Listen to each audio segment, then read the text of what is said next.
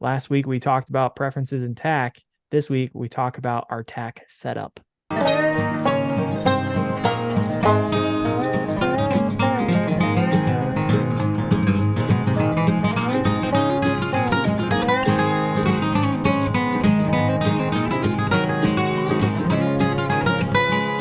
A hanging back cinch, maybe some scabbards, some saddlebags, tie downs. What do we use?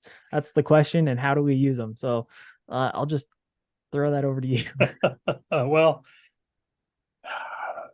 everybody likes something a little bit different. And I, Yeah, I can tell you, I've had some. One thing I don't like is a tie down on a horse. Use your yeah. hands. I was gonna say I've noticed, and you always said it when I was growing up, and I kind of understood it, but then like the more and more I've watched rodeos recently, um, it's 100% a symptom of the rider. From when I've seen it, it's been a symptom of the rider. I think there's probably a few times where it might be useful to keep their head down because they're just a high-headed horse, but it's very rarely because of the horse. And if anybody's not familiar, a tie down is simply they take the bottom of the not the halter, the bridle, and it's a strap that goes down to the center of their breast collar, and it keeps their head from going too high, because typically if they get their head too high, maybe they can rear back on you, and or just get kind of, you say, light on the front end, and they start kind of picking up, and that's what its point is for. But a lot of times it's because people keep picking their hands up and the horse keeps doing this. So But there's lots of designs of them. I've seen plastic coated cable that goes oh, underneath the like a double split ear that'll I'd be a little go. concerned about that, I think, because what Well, happens I know. if you need to try and cut through that for some Well, horrible horrendous right. wreck or something, you know? But it'll come down and attach to the front cinch, or it'll go to the breast Ooh. collar that's already attached to the cinch. Most of the time they go to the cinch, but everything from that to a running martingale where you've got the reins going through a ring Yeah. that are up, and held also is again part of the breast collar, or they'll go directly down, feet over the breast collar, but go down to the front of the front cinch, the front ring. All kinds of different things. And I've had some one of them was a barrel racing instructor, and she was adamant that you had to have a tie down on everything. You cannot make a horse balance unless their head is tied down. And I'm thinking, That it's a doesn't make sense, crutch.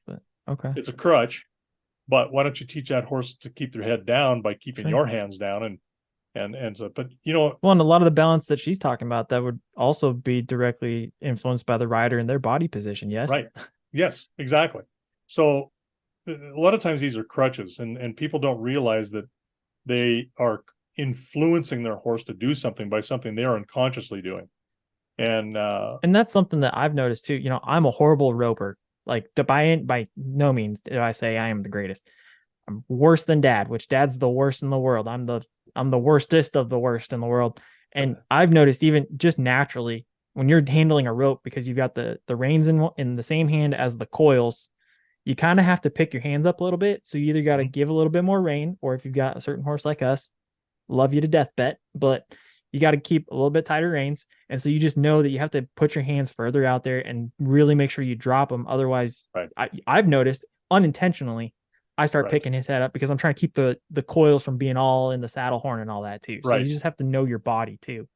Well, and your reference to horses in rodeo, you got to realize those horses are being paid to be ridden, or the Yeah. owner is, and Yeah. they sometimes can have many different riders.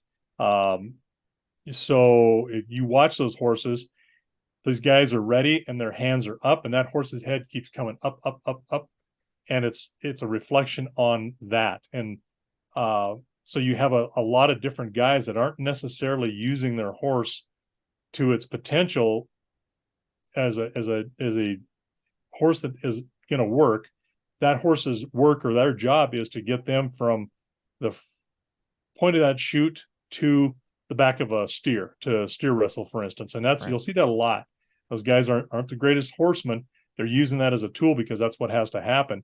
And so they're pulling those horses' faces up. Ropers, same way. Um, So the tie down becomes a tool or a crutch to do that. Now, there are some high headed horses, like you said, um, getting them to bring that head down generally is a matter of familiarity, desensitization, getting them calm and very docile around you and everything else that you're going to put them in front of. If you'll notice a high-headed horse out in a pasture, he generally is not that high-headed unless he's looking at something or something, Yeah. catches their attention or they're on alert, then they'll pick their heads up. Why is that? When they're calm and quiet, their head's down in a neutral position because they're calm and quiet. Mm. So there are some tack that's overused like that. Tie downs are a big one. You won't find it. We do not have tie downs here on the ranch. We've never used tie downs. No need for it. My grandpa Yates, my mother's dad, did.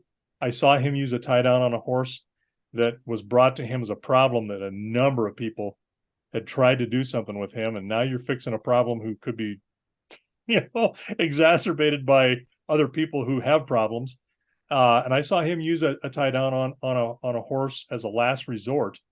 The horse partly was wired that way to be high headed. I mean, he was just a kind of a spooky horse, and he could ride him without a tie down eventually. But really, what it was being ridden and being used, being again desensitized or used to whatever was going to happen, and not on alert all the time. Yeah. So did the tie down fix that, or was it the riding that fixed it? And I gotta say it's the riding that fixed it, because he rode that horse and rode that horse and rode that horse. How do I know? Because I was wearing my horse out riding right beside him when I was 11 12 years old. And it's all about your hands and where his hands were. But that horse, even with your hands low to begin with, that horse was bouncing off of his front feet all the time, just almost like he was a racehorse wanting to Yeah. take off. Partly his brain wiring, but partly I think also how he was handled. Moving back a little bit, you'll see also, I've noticed in the rodeo circuits, and honestly, it's everywhere, but I've noticed in the rodeo because it's just prevalent. The back cinch on a horse will often be hanging by another 3 to 4 inches off of their belly. To me, I look at it and I go, what's the point of the back cinch if you're not putting it up? I'm not saying like tighten it up like a corset, but I'm saying just have it snug, because a lot of times we'll have a back cinch, especially in the mountains, where even if you can't pull it up, because then it'll be super tight, but at least it's within an inch or so. Because if the back end of the saddle comes up, think of it like a spoiler on a car, I guess. If the back end of your saddle were to come up, it would stop and it wouldn't keep going forward. What do you think about hanging back cinch? That's a pet peeve of mine. It Yeah, always that's why has I said been. it. Yeah. Um, Somebody's a serious roper, and these guys are, most of the time people see people roping in, or ropers roping in an arena, right? You're Yeah. not seeing it out where they're doing real work. What is the one thing that these guys are doing? Watch these guys that are heading stuff or heeling, doesn't matter. What are they doing? Not the calf ropers necessarily. Can be, but not necessarily. Those guys are coming off that saddle and the horse is still moving. But when you tie on to a heel, particularly on a steer, and you're going to set back, what's that saddle going to do when that horse is coming back and the rope is on the saddle horn and is being pulled forward? What's going to happen to that back or Well, that saddle? it's just simply a fulcrum. It's gonna pull it right up. It'll Yeah. pull right up, And and that's it why can you see pull him right. lean Yes, back hard to keep it yes, down. that's part of it. Part of it, yes. But that cinch, you'll see a lot of these guys, they're going to get back, they're going to get down before they rope, and they're going to tighten that back cinch. I can't tell you how many guys I have seen do this out in the real world. You're going to rope something. What are you going to do? Get down here and check my cinches. Cinches. Your front one, Both of them. because they Yeah. get loose as you're riding and a horse loses weight, or he's puffed up on you to begin with. You got to tighten that front cinch, make sure everything is good. It's not going to snap, not going to break.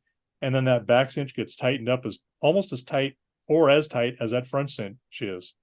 And the whole point is to keep that saddle level on that back and not move, because when they do come forward or come up, what does that back cinch do? It slaps that horse in the belly with gusto. Yeah. So now you're going to cause yourself another issue of, oh man, something just hit me in the belly. Um, yeah, and then catching a hind foot in a you know with a horse is kicking at flies, Yeah. that can happen. 3-4 inch drop in a hanging in a back cinch is just a recipe for disaster. If you're working in the mountains and you're doing some bushwhacking, you Trees. can get that caught in trees and stobs Yeah. and stuff you're crossing over the top of. So it's a cinch. It's called a cinch. Use it as a cinch. Saddlebags. How often do you use them on the ranch? We use them in the mountains more or less for a snack pack, really, and water.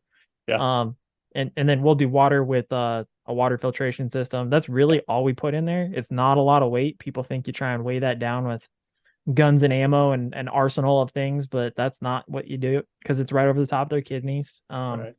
Yeah. How often do you use saddlebags, especially on the ranch, and particularly why? Not that often on the ranch. If I'm going to have a long day, I might stick a water bottle in the back of one, and I mean, just a bottle of water, uh, that's disposable type. I might stick one in there on a long, hot day, maybe, not always, rarely, actually. I just don't use saddlebags that often. And when you do, the type we have that are the most usable or best usable, they're fairly small, just for the purposes that you said, just to hold an apple or a little bit of jerky. God forbid, going back to old days when I couldn't afford anything, I'd put a can of spam in those. Spam. Oh, it was horrible. Those were tough years when I was young and had no money and was working for people, and I'd go, so I was so hungry I couldn't stand it. Pull out that can of spam, pour the hot juice out of it, and I'd eat that thing. And That sounds bad. yeah, it was disgusting. But anyway, I had a set of saddlebags made one time for myself that were actually, they're a little too big. You don't put a lot in them. You don't fill them Mhm. up. And the reason I did that, they were deep because they held a ticket book that I had when I was a warden. I like And I those could, saddlebags, but I see yeah, where you can overpack it and it can be way too big. very Yeah. easily overpack it. And so Yeah. you got to be really careful with that because you'll pack too much weight in them. But yeah, I just throw my ticket book in my saddlebags and then maybe a bottle of water on the other side, or, a little bit of food, some snacks, some nuts, things like that are light. Never ever forget your toilet paper. That's Yep. always a handy spot for a roll of toilet paper or a partial roll, just enough to get you through the trip. The last one, we've talked about this before. Just want to hit it again real quick.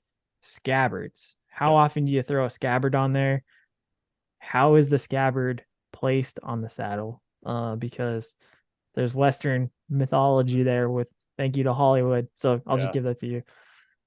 Well, I mean, that's not only just Hollywood. I mean, you, that Hollywood picks that up from somebody, right? They just didn't Yeah. invent that. But I like a leather scabbard that fits my rifle.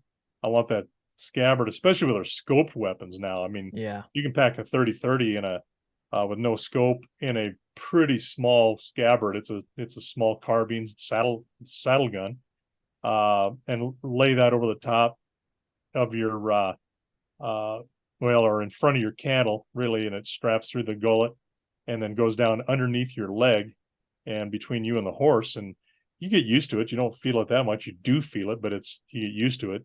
But like the scoped rifles that we use now, like 30-06, that's kind of it's an old antiquated gun, but it's kind of an all around. I can hunt moose with that, or I've hunted antelope with it too. Putting that on with a scope is a substantially larger scabbard, but then I have a flap that goes over and protects that, and so that sits out front of you, in the front, and you're reining your horse around your stock, or the butt of your rifle. Putting it behind you, Good way I've to lose a actually weapon. ran into people who have lost their rifle doing just that, and I Yeah. think that's what you refer to as putting that again under your leg, but it lays a little flatter instead of more up and down. And Yeah. then when you go up a hill or you do something, that thing can actually come, unless it's tied in or locked in, it can come right out of that scabbard. Yeah. I like the placement of it, especially if you're going to be useful. But the problem is with the opening being right there, you're going to probably lose it a whole lot more than you would. Well, the advantage is it's not in your way. Yeah. It's It's not. behind you. What's behind you is not important, right? And you're not working around the butt of this rifle sticking up. I mean, there's some advantages to it that way, but when you come off of your horse to step down, you're reaching behind you and you're pulling that out. When I do that, I grab my rifle and I pick it straight up as I'm coming off, and then Yeah, one's just as fast as the other, and I think that it's probably faster coming off the front than the back. I don't know. probably. It's all what you practice. Anyway, that's our tack setup. With that, we'll take that conversation and put it out to pasture.